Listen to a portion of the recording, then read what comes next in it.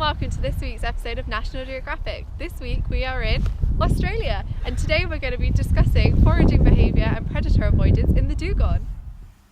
So a couple of weeks ago somebody reached out to us about a problem with a shark. So I'm here today with Mr. Dugong to find out more about the story. Hi there, nice to meet you. Nice to meet you too. So tell us your side of the story. Well, the other week I was just hanging out with some mates, eating some grass, and a huge tiger shark come up, and we had no choice but to swim away. My friend got eaten. I need your help, Mary. Is there anything we can do better in order to avoid sharks? I accept the challenge.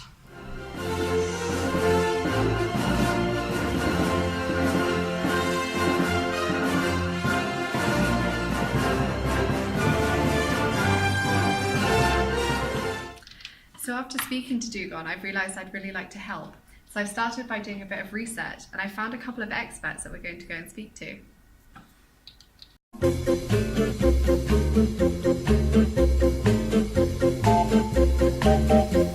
So I'm here in Shark Bay to meet with Dr. Sheila Wallaby to find out more about what Mr. Dugong can do for his foraging habits. Hi Sheila, it's Mari. G'day. Hi, so I was wondering if you could give me a bit more of an insight as to how dugongs forage.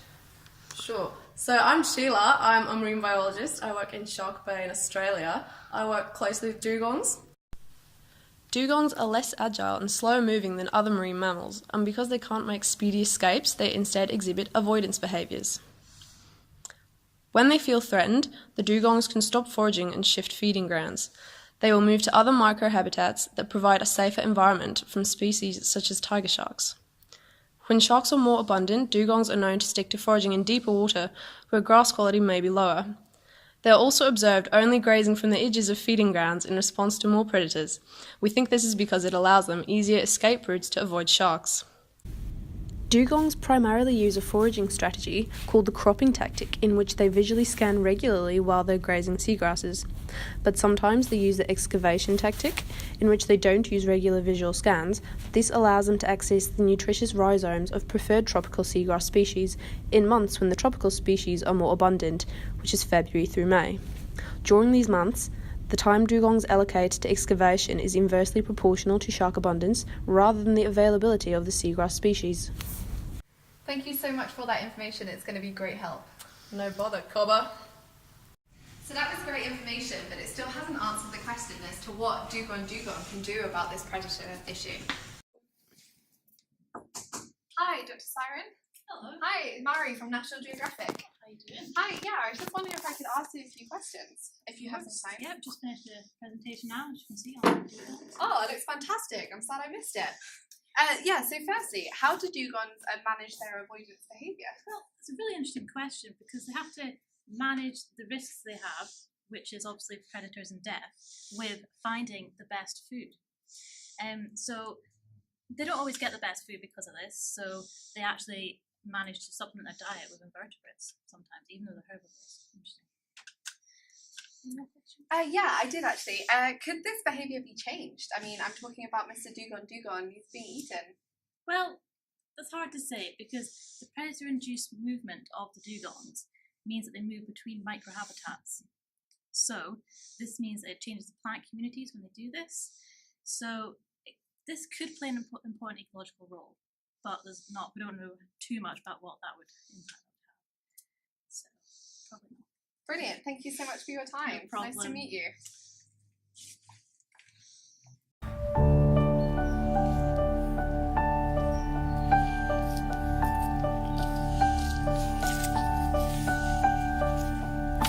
So, Mary, what's the challenge? How can you help me? So I'm afraid it's not great news. There's not much that you have in the way of defences available.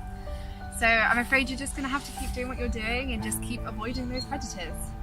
But don't worry, what you're doing is amazing for the ecosystem, eating all those grasses. So it's not all bad news. Okay. Oh, wait, that tiger shark. Wait, can I get an interview?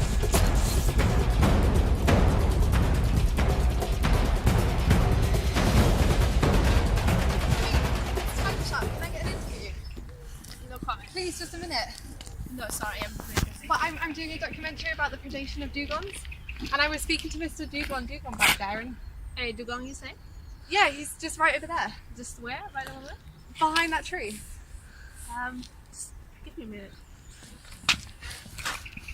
So sadly I never got to say goodbye to Mr. Dugon, but that's all we have time for today. I hope you enjoyed our adventure down here in sunny Australia. Join us next week where we'll be in Africa, where I'm going to be interviewing Zayn the zebra about trouble that he's been having with a lion. More on that next week.